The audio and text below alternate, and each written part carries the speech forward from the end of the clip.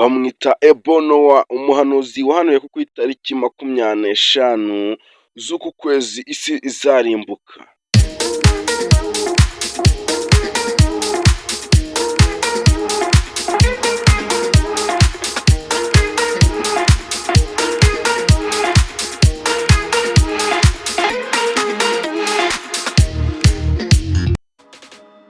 Ni nyuma y'uko uyu mugabo Ebonowa abashije kuba yavuga ko ku itariki 25 z'ukwezi kwa 12 isi izuzura umwuzure, dore ko mwamubonye ahenshi avuga ati iyi ni inkuge abenshi bazaba bahegereye cyangwa se bayigiyemo ntaco bazaba. Ese wowe Ebonowa, dore ko yabashije kuba yatera ubwoba abantu batari bake bizera Imana, bizera ibyo igenda itangaza. Ubwo rero Ebonowa abinyujije mu magambo ye n'ibyo yagiye apostinga, agenda amera nk'uri gusenga, agenda yambaye ibishwambagure kugira ngo bamwizere ko ari umunyakuri.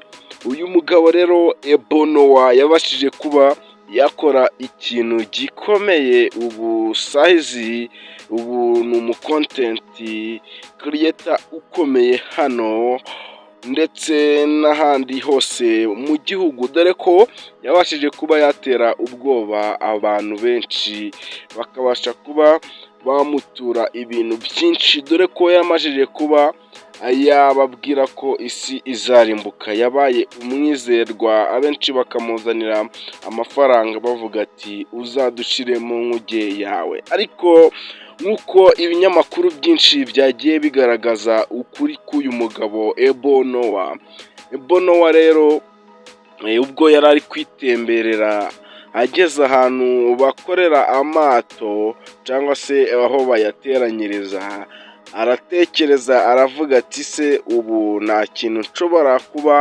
nakora nkashira ku mbuga nkoranyambaga nkabasha kuba nanjye nakora hiti cyangwa se agatwiko, dore ko ubuzima bwari bwaranze. Ariko uyu mugabo Ebonowa ntiyatinjijemo, yabashije kuba yafata telefone ye, arangije arya amafoto aravuga ati mumfotorere aha hantu ndi bubashe gupostinga, dore ko yapostinze avuga ati kandebe ibyo ari byo, ashira kuri stati arebe ibyo ari byo n'amagambo yagiye avuga. Ubwo rero byabashije kuba byamamara bigera ku rwego nawe atarazi ko byageraho.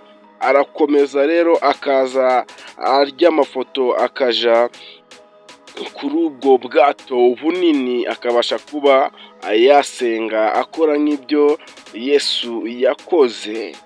Ubwo rero akabasha kuba yanagera ikirenge mu c'umugabo bita Nowa, dore ko ako kazina yiyongereho kitwa Nowa.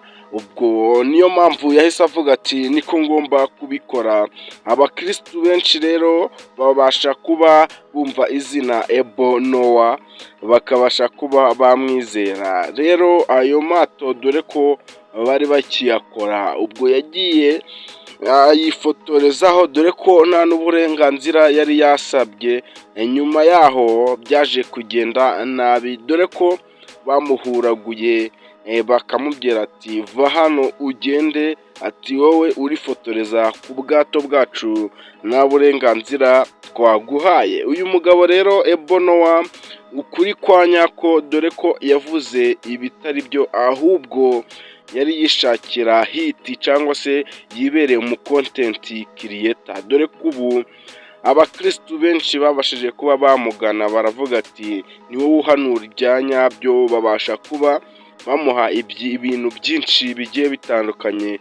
Ubu Ebonowa yabashije kuba yazamura urwego yari ariho, abinyushije rero kuri aya mato yabashije kuba yakifotorezaho. Ubwo rero ubu yabashije kuba yaba umumiliyoneri, dore ko abakire benshi bagendaga bamuha ibintu byinshi bamubwira ati akira ariko uriya munsi cyangwa se wa munsi uzadushire muri iyo nkuge yawe, dore ko abenshi bamufataga nk'umuntu w'umwizerwa nk'uko bigaragara uko yari yambaye, ariko siko kuri ahubwo we yishakiraga hiti cyangwa se ngo yibere umukontenti kiriyeta. Rero nshuti twakomeje kubana muri iki kiganiro, rero iyi cano izaza inyuraho ibiganiro by'ibyamamare byose hano mu Rwanda. Mwibutsa ko nimba utarakora subscribe yikore kugira ngo ibindi biganiro byiza tuza tubagezaho bize bibageraho ku gihe. Mwari kumwe na Benjamin, ndabashimiye, Imana ibarinde, ndabakunda cyane. Cyawu cyawu, umwaka musha muhire kuri mwese mwakoze subscribe.